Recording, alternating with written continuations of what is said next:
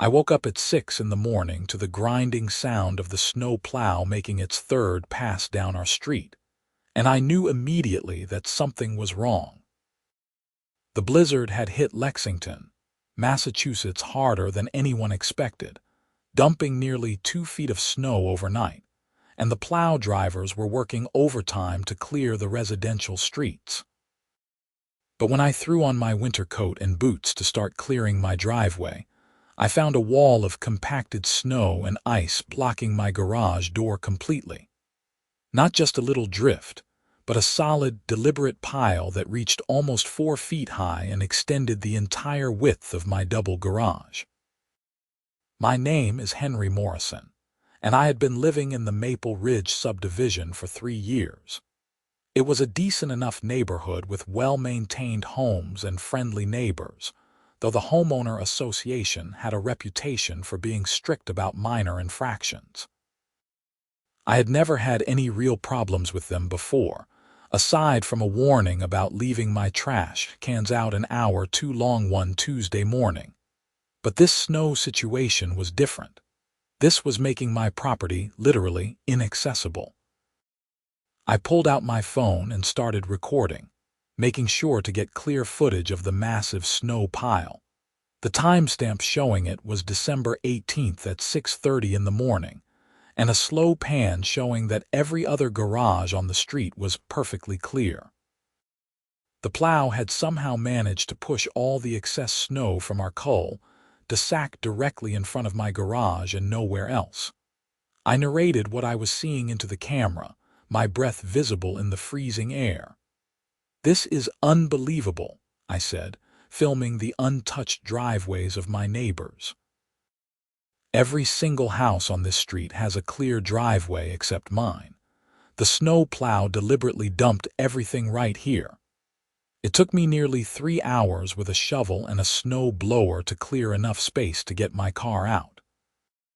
I was already late for work at the software company, where I managed a development team, and my back was screaming by the time I finally backed my Honda out onto the street. I saved the video footage to my cloud storage and headed to the office, figuring it was just bad luck or an inexperienced plow driver who did not know the route well.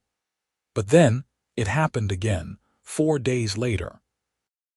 Another storm rolled through Massachusetts on December 22nd, this one dropping about 8 inches. I went to bed listening to the weather reports and woke up early, expecting to have some shoveling to do. What I found instead was another enormous pile of snow blocking my garage, even larger than the first time.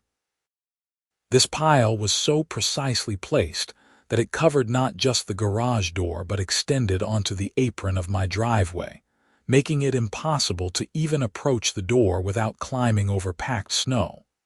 I immediately grabbed my phone and started filming again. The morning light was just starting to break through the clouds, and I made sure to capture everything in detail.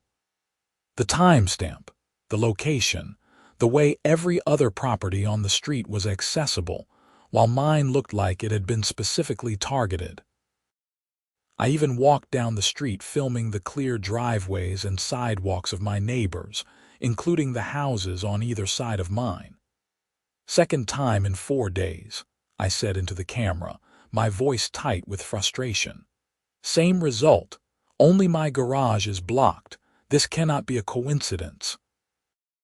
When I finally got to work after another exhausting snow removal session, I called the Maple Ridge HOA office and asked to speak with someone about the snow removal.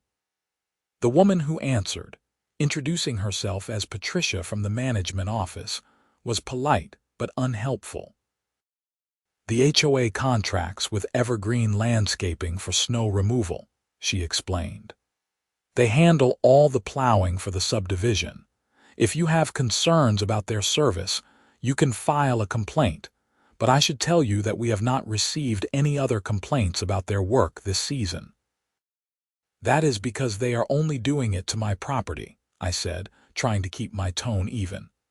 "Every other house on my street is fine. Mine is deliberately blocked." I am sure it is not deliberate, Mr. Morrison. Snow removal is difficult work, and sometimes the snow has to go somewhere. Your property might just be in an unfortunate location. For 2 storms in a row, when my neighbors on both sides are completely clear, Patricia sighed. I will make a note of your complaint and pass it along to our property manager. Someone will look into it. I thanked her and hung up, not feeling optimistic. But I kept the video footage organized in a folder on my computer, just in case. Christmas came and went without any more snow, giving me a brief reprieve. I spent the holiday with my girlfriend Sarah, who lived in Boston and worked as a nurse at Massachusetts General Hospital. She thought I was overreacting when I told her about the snow situation.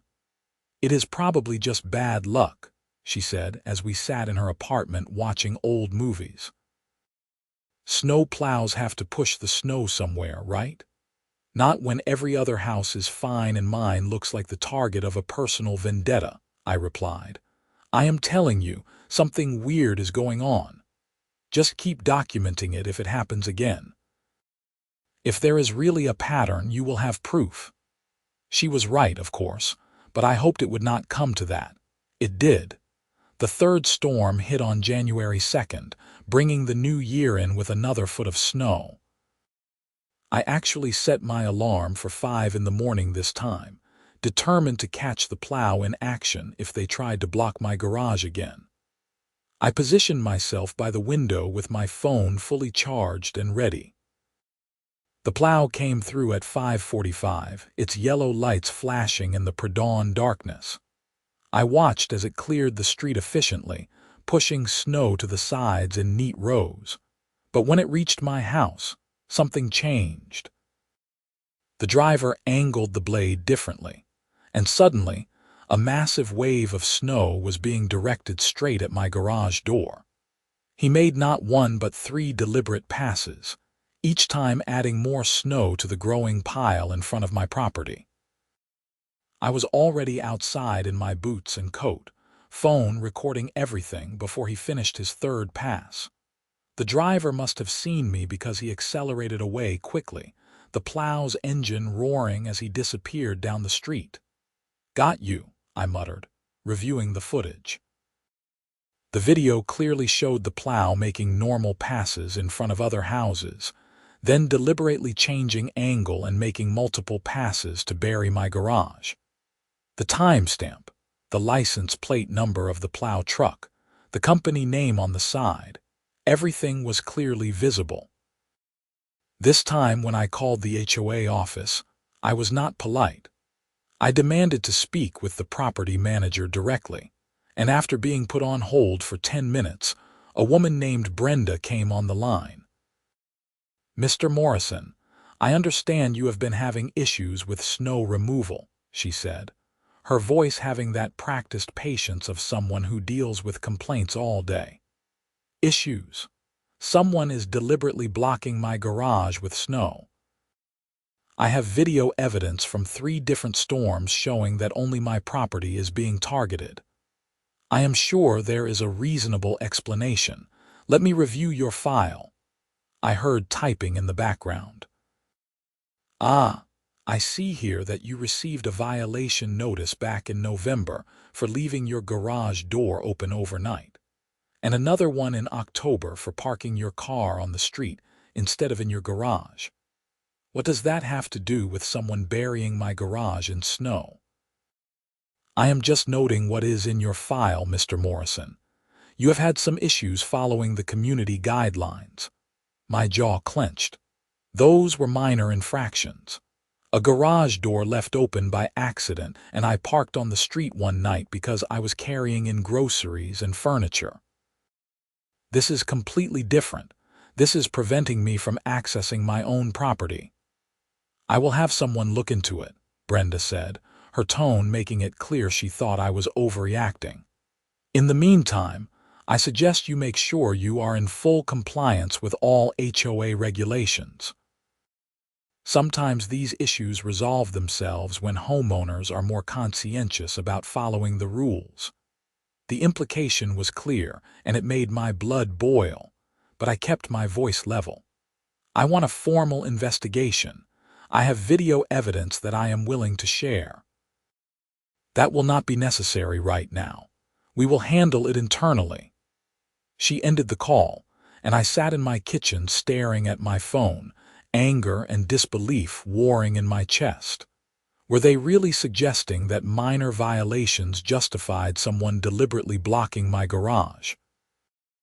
That did not make any legal sense, and it certainly was not how an HOA was supposed to operate. Over the next 2 weeks, I had 3 more conversations with the HOA office, each one more frustrating than the last. They kept insisting that the snow removal company was following proper procedures, and that I was simply experiencing bad luck due to my property's location. Never mind that my property was in the middle of a cul-de-sac with identical houses on either side, both of which remained completely clear after every storm. The 4th incident happened on January 14th. Another 8 inches of snow, another deliberately placed pile blocking my garage. By this point, I had developed a routine. I filmed everything from multiple angles, noting the timestamp and conditions, documented the clear driveways around mine, and then spent hours clearing the snow while my back and shoulders screamed in protest. But this time, something different happened. As I was shoveling, my neighbor from 2 houses down, an older man named George, walked over with his own shovel. "Need a hand?" he asked, already starting to work on the pile. "Thanks, George. I appreciate it." We worked in silence for a few minutes before he spoke again.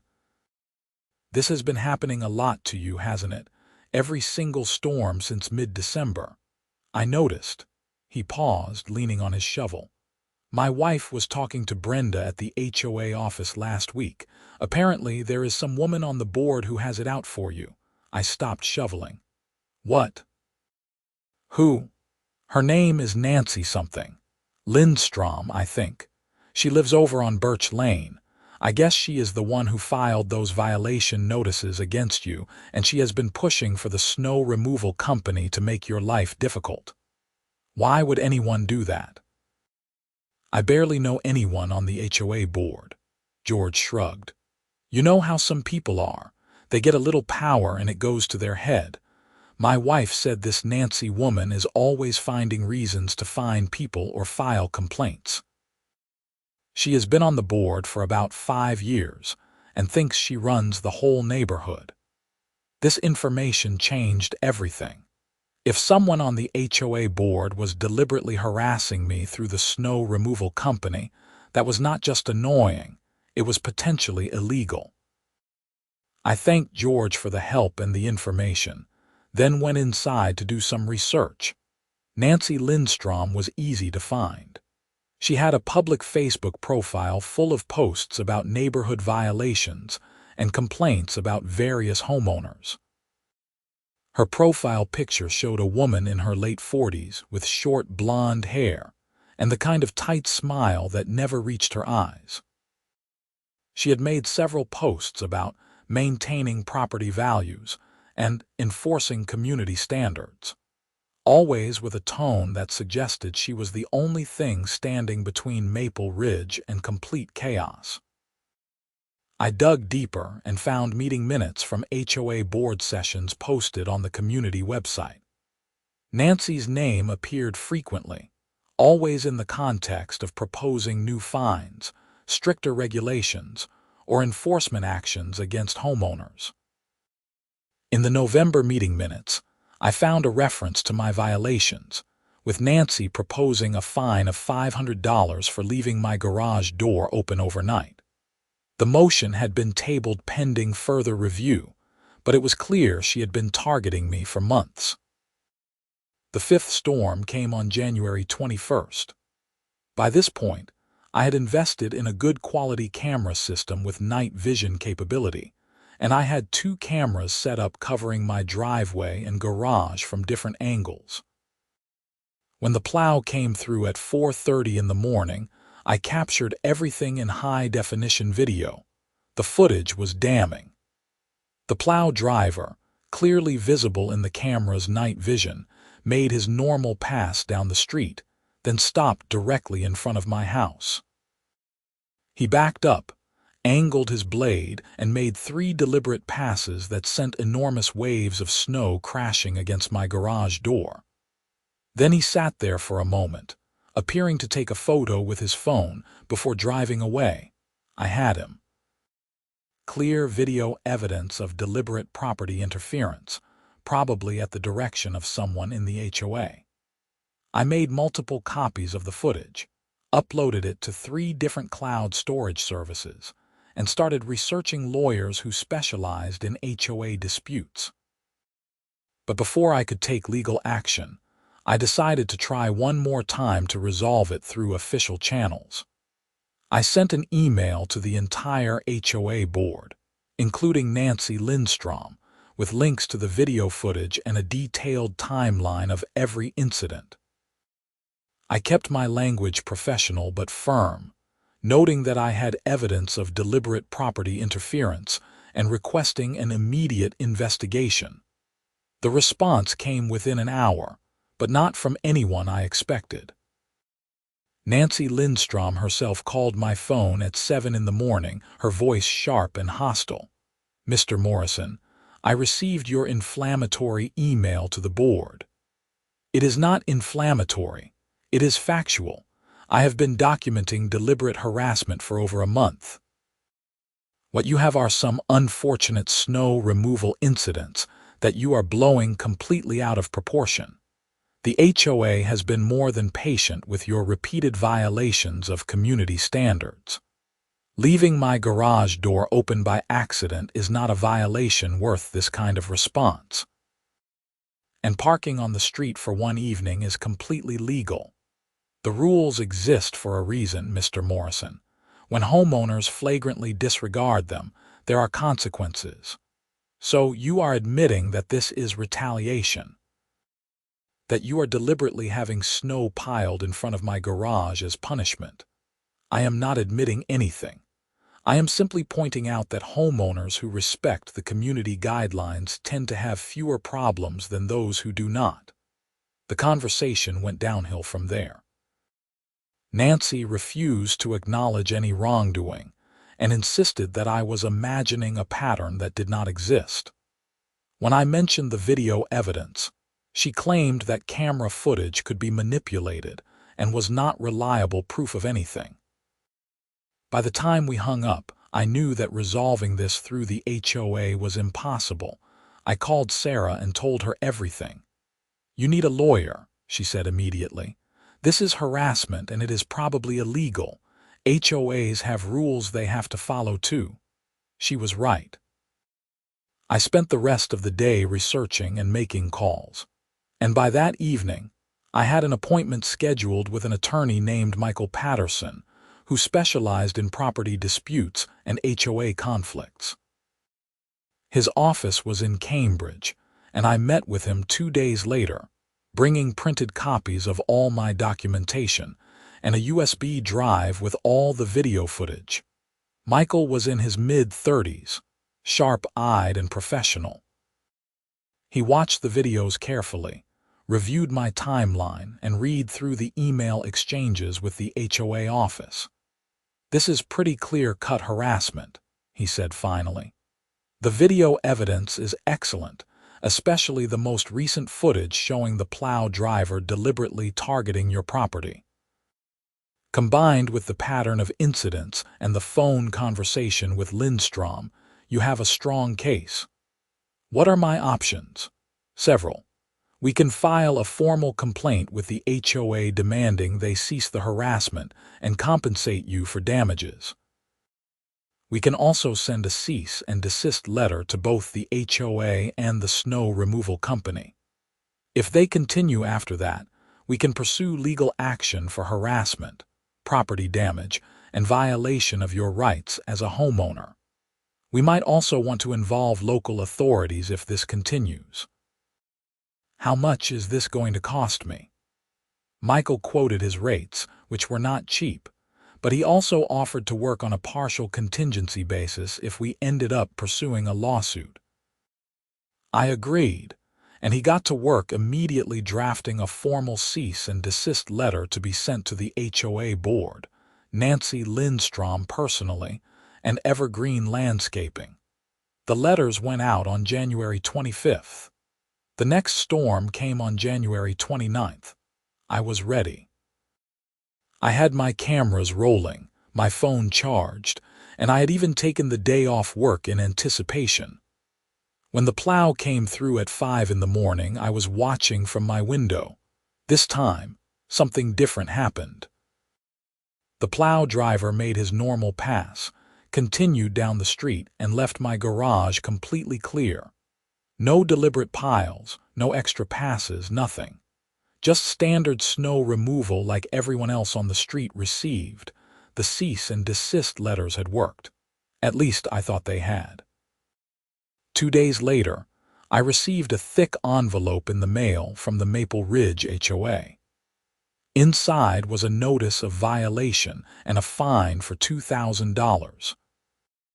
The alleged violations included improper snow removal leading to sidewalk hazards, failure to maintain driveway in accordance with community standards, and installation of surveillance equipment without HOA approval.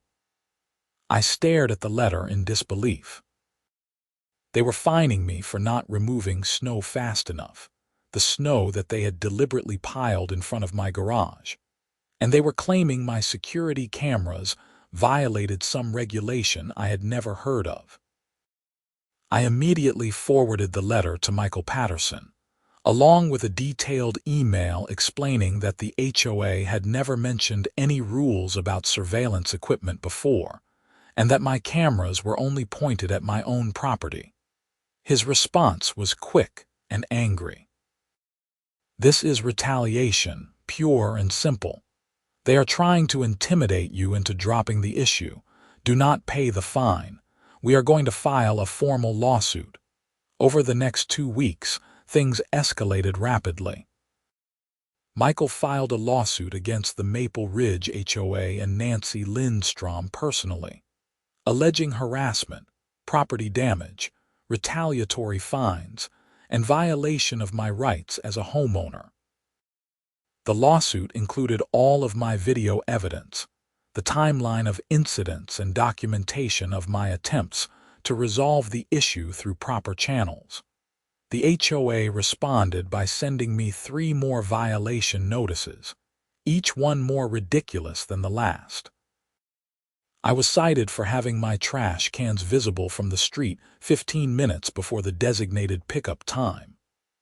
I was cited for parking my car in my driveway with the nose extending 3 inches past an arbitrary line they claimed marked the boundary of acceptable parking. I was even cited for having a wreath on my front door in February, which they claimed violated seasonal decoration guidelines. Each violation came with a fine ranging from $200 to $500. In total, the HOA was demanding over $4,000 in fines for absurd infractions that were clearly retaliatory. But they made a critical mistake. One of the violation notices was filed and signed by Nancy Lindstrom herself, and in the description of the violation, she wrote, "Continued flagrant disregard for community standards and refusal to comply with HOA directives despite repeated warnings and corrective actions." Michael pounced on that phrase, corrective actions. She is admitting that the snow incidents were deliberate actions taken by the HOA to correct your behavior. This is exactly what we needed. The next storm came on February 7th, and I was nervous about what would happen. But once again, the plow came through and left my garage clear. Nancy and the HOA board had apparently been advised by their lawyers to stop the obvious harassment while the lawsuit was pending. But Nancy Lindstrom was not done with me yet. On February 14th, Valentine's Day, I came home from having dinner with Sarah to find that someone had spray painted the word "violator" across my garage door in bright red paint. My security cameras caught everything. A woman matching Nancy Lindstrom's description, wearing dark clothes and a baseball cap, walked up to my garage at 9:30 at night and spent about 3 minutes spray painting the message before hurrying away to a car parked down the street. The video was clear enough to identify her, and the license plate of the car was visible. I called the police immediately. 2 officers from the Lexington Police Department arrived within 20 minutes. I showed them the video footage, and both officers' expressions darkened as they watched. "That is vandalism," the older officer, whose name Tag Reed Martinez, said. "Clear as day. You know who this person is. Her name is Nancy Lindstrom. She is on my HOA board and she has been harassing me for months. My lawyer and I are currently in litigation with her and the HOA." Officer Martinez and his partner, Officer Chen, took my statement and made copies of the video evidence. They asked detailed questions about the ongoing dispute, and I showed them all of my documentation of the snow incidents and retaliatory fines. "This is beyond HOA nonsense," Officer Chen said. "This is criminal harassment and vandalism. We will be paying Miss Lindstrom a visit." They left, and I spent the next 2 hours cleaning spray paint off my garage door. Sarah came over to help, and we worked together in angry silence. The paint did not come off completely, leaving a faint red stain that would require professional cleaning or repainting to fully remove. "She has completely lost it," Sarah said. "What kind of person does this?" "Someone who is used to having power and cannot handle being challenged," I replied. The next morning, Officer Martinez called to give me an update. They had gone to Nancy Lindstrom's house and confronted her with the video evidence. She had initially denied everything, but when shown the clear footage of her face and her car's license plate, she had broken down and admitted to the vandalism. She claimed she had been under enormous stress and that I had been making her life difficult by refusing to follow HOA rules. "She has been charged with criminal mischief and harassment," Officer Martinez said. "Given the ongoing dispute and the pattern of behavior you documented, the district attorney's office is taking this seriously. She will have to appear in court." I thanked him and immediately called Michael Patterson with the update. He was thrilled. "This changes everything. We now have criminal charges backing up our civil case. The HOA is going to want to settle this quickly before it becomes a bigger public relations disaster." He was right. Within 3 days, I received a call from a lawyer representing the Maple Ridge HOA board. His name was David Chen, and he sounded exhausted. "Mr. Morrison, my clients are interested in resolving this matter without further litigation. They are prepared to make a settlement offer." "I am listening." "The HOA is willing to drop all fines against you, issue a formal apology, remove Nancy Lindstrom from the board effective immediately, and compensate you for damages in the amount of $10,000. In exchange, you would agree to drop the lawsuit and sign a non-disparagement agreement." I told him I would discuss it with my attorney and get back to him. Michael and I had a long conversation about the pros and cons of settling versus pursuing the lawsuit to its conclusion. "We could probably get more if we go to trial," Michael said. "The evidence is overwhelming, and with the criminal charges against Lindstrom, a jury would be sympathetic. But trials are expensive and time-consuming. A settlement would resolve this quickly and get you compensation now." "What about making sure this does not happen to other homeowners? If Nancy is removed from the board but the HOA structure stays the same, could not this just happen again with someone else?" "That is a fair point. We could negotiate for additional terms, like requiring the HOA to implement better oversight procedures and homeowner protections." We counter-offered with a demand for $25,000. Nancy Lindstrom's permanent removal from the board with a ban on her serving in any HOA capacity in the future.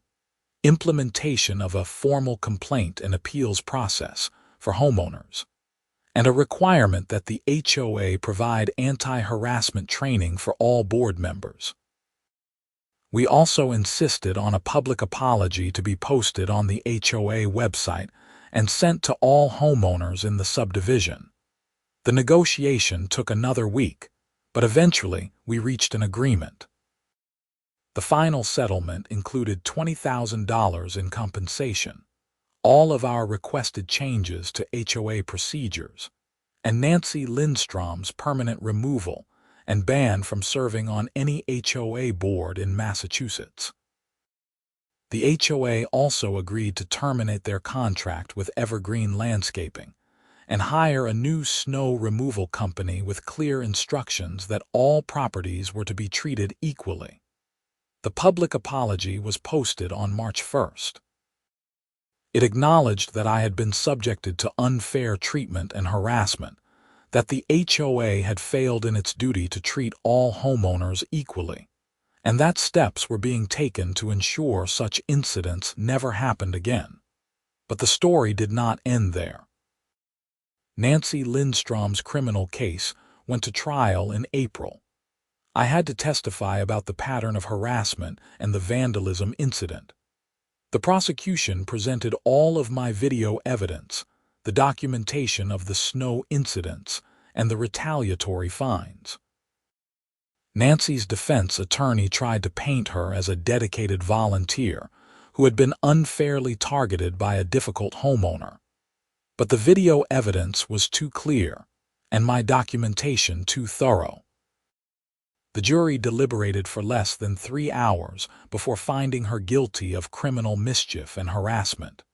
The judge, an older woman named Patricia Thornton, was not sympathetic during sentencing. "Miss Lindstrom, you held a position of trust within your community, and you abused that trust to conduct a systematic campaign of harassment against a fellow homeowner. Your actions went beyond simple neighborhood disputes into criminal behavior. This court takes such abuse of authority seriously." Nancy was sentenced to 6 months in jail, suspended pending 2 years of probation, 200 hours of community service, mandatory anger management counseling, and restitution for the damage to my property. She was also permanently banned from serving on any HOA board in Massachusetts.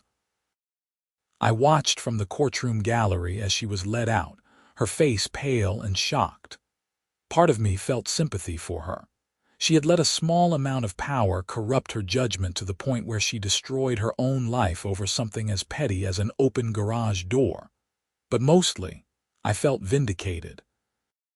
The system had worked, slowly and frustratingly, but it had worked. Sarah squeezed my hand as we left the courthouse. "It is finally over." "Yeah, finally." The rest of the spring passed quietly. The new snow removal company the HOA hired did an excellent job, treating all properties equally. The new board members who replaced Nancy, and 2 others who resigned in the wake of the scandal, were reasonable people who seemed more interested in maintaining the neighborhood than wielding power over their neighbors. I kept my security cameras up, and I kept all of my documentation organized and backed up, just in case. But there were no more incidents, no more retaliatory fines, no more harassing phone calls, no more snow piled deliberately in front of my garage. In May, I got a letter from George, my neighbor who had helped me shovel snow during those difficult weeks. He had been elected to the HOA board in a special election, and he wanted me to know that the board was working hard to implement all of the changes required by the settlement. "We are trying to make this a real community again, not a dictatorship," he wrote. "Thank you for standing up to Nancy. A lot of us wanted to, but we were too scared of the consequences. You showed us that bullies can be stopped if you document everything and refuse to back down." I wrote back thanking him and expressing my appreciation for his help during the whole ordeal. It felt good to know that something positive had come from the experience. Sarah and I got engaged in June. We were planning a wedding for the following spring, and she was going to move into my house in Maple Ridge. She joked that she wanted to make sure the HOA drama was completely resolved before she agreed to live there. "I have had enough of crazy neighbors for one lifetime," she laughed. "I think we are good now. New board, new procedures, and Nancy Lindstrom is legally banned from ever serving on an HOA again. We should be safe." One evening in July, I was organizing my home office when I came across the folder containing all of my documentation from the HOA dispute. Hours and hours of video footage, hundreds of photos, detailed timelines, email chains, legal documents. It represented months of stress and frustration, but also a strange kind of victory.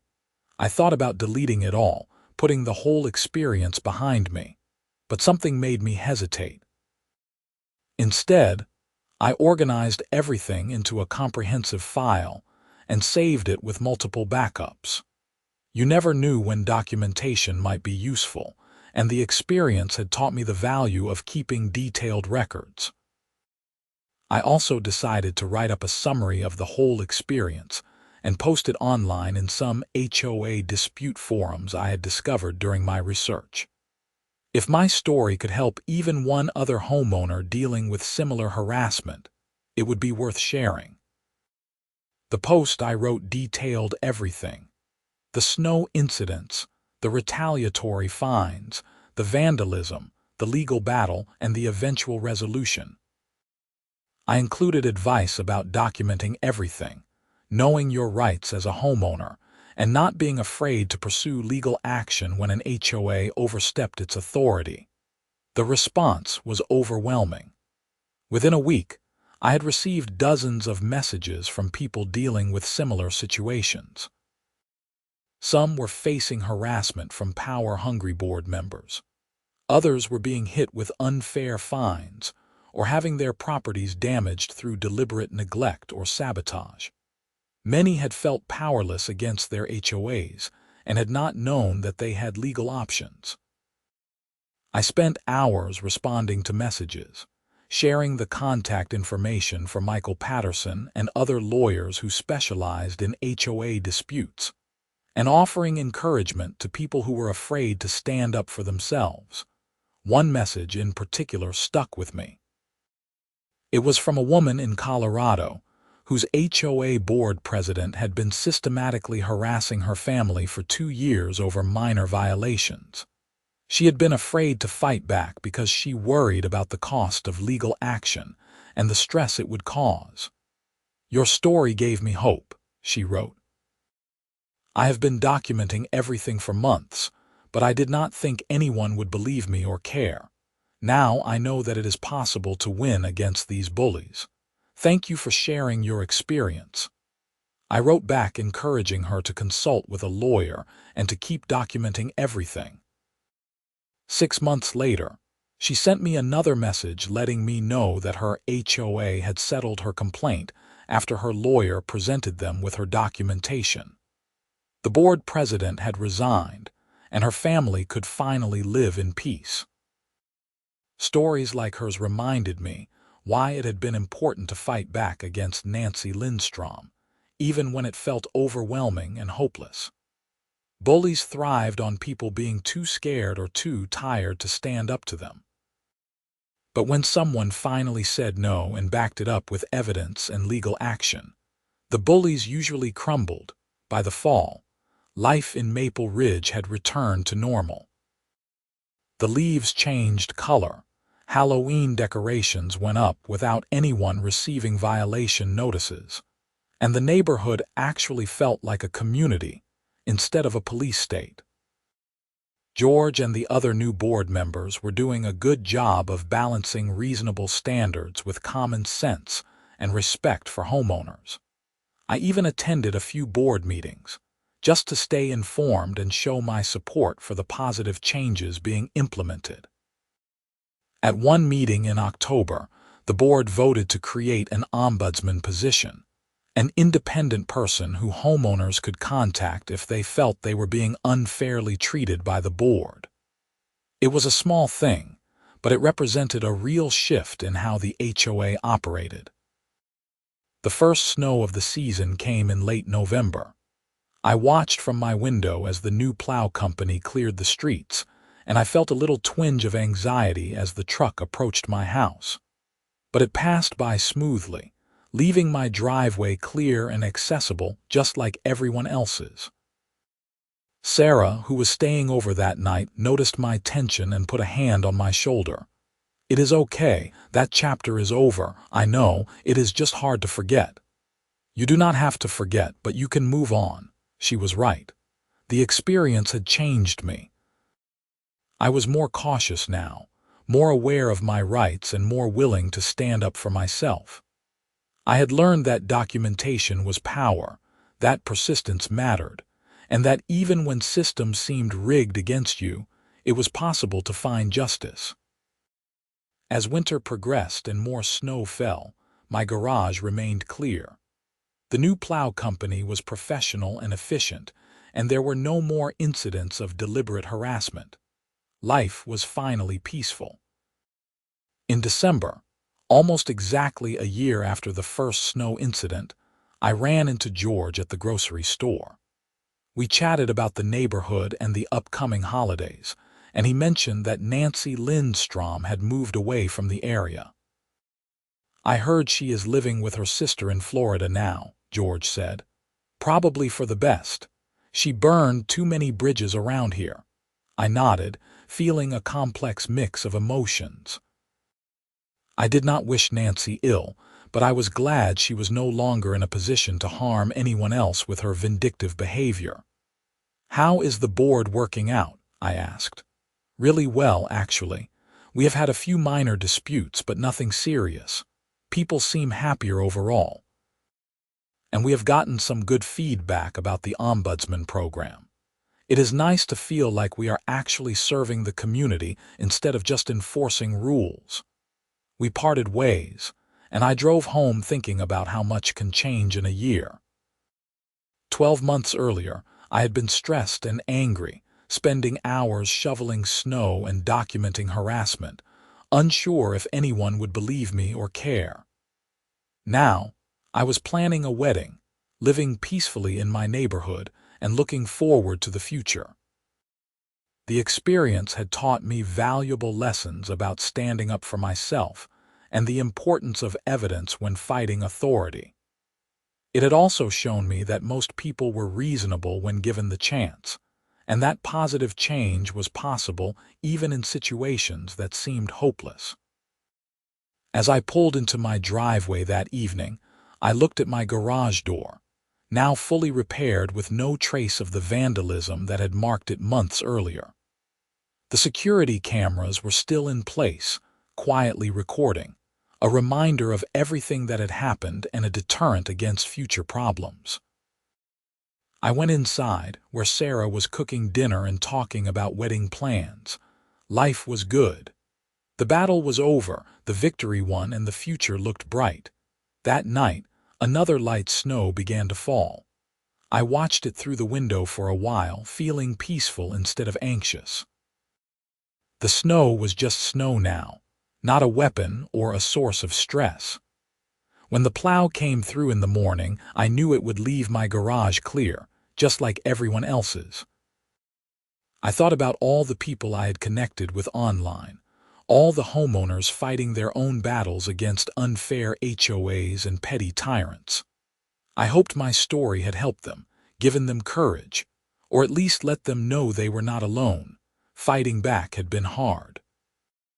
It had been stressful and expensive and time-consuming. But it had been worth it, not just for me, but for everyone in Maple Ridge who would benefit from the changes that resulted from my willingness to stand up to Nancy Lindstrom's harassment. As I got ready for bed that night, I made a mental note to update my online post with the final resolution of everything. People deserve to know that these battles could be won, that documentation and persistence and willingness to pursue legal action could defeat even the most determined bully. The snow continued to fall outside, blanketing the neighborhood in white. But this time, I did not worry about what the morning would bring. This time, I just enjoyed the peaceful beauty of a winter night, secure in the knowledge that my property was my own, protected by law and by my own willingness to fight for my rights. The story of my battle with Nancy Lindstrom and the Maple Ridge HOA became something of a local legend. Other neighborhoods reached out asking for advice on reforming their own HOA structures. Local news had picked up the story back during the trial, and it had resonated with people across Massachusetts and beyond who had their own HOA horror stories. I never sought attention for what happened. I just wanted to live peacefully in my home without harassment. But I was glad that the story had gotten out there, because it helped shine a light on a problem that affected thousands of homeowners across the country. HOAs could be positive forces in communities, maintaining property values and providing useful services. But too often, they became vehicles for petty tyrants to exercise power over their neighbors. The key to keeping them in check was homeowners who knew their rights, documented problems, and were willing to fight back when those rights were violated.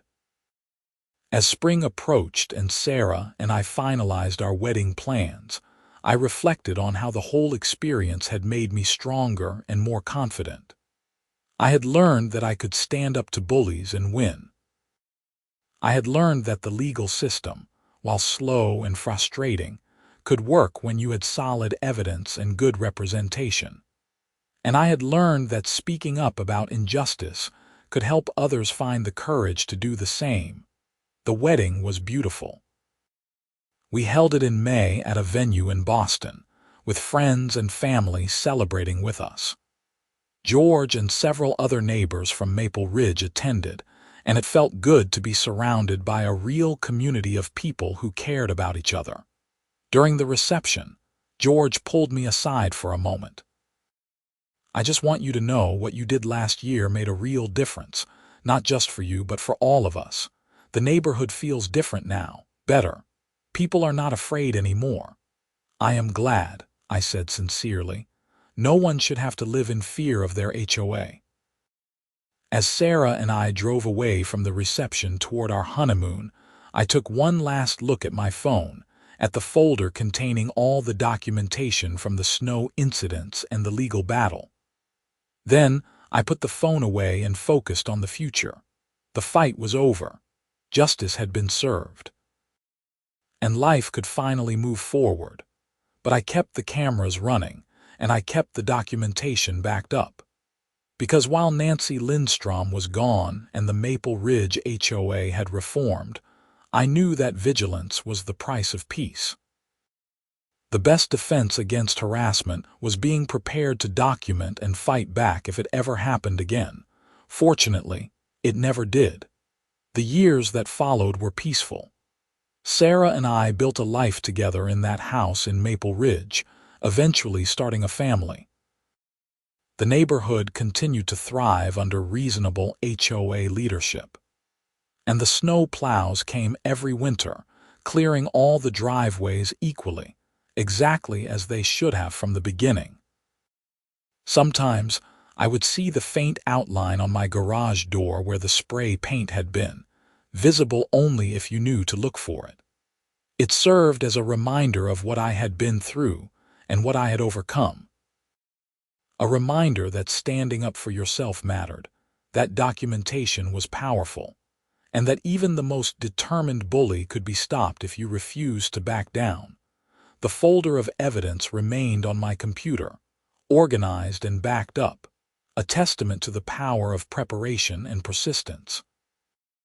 And whenever someone reached out online asking for advice about dealing with HOA harassment, I shared my story and encouraged them to document everything, know their rights, and fight back if necessary. Because in the end, that was what made the difference.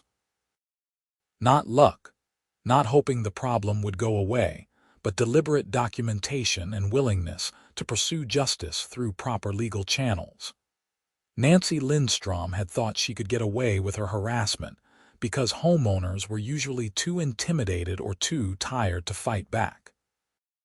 But she had underestimated how powerful evidence could be, and how satisfying it was to see justice finally served. As I sat in my home office years later, looking at those old files, I felt grateful for everything that had happened. Not grateful for the harassment itself, but grateful for what it had taught me and how it had helped others. The experience had shaped me, made me stronger, and given me a story that continued to help people facing similar situations.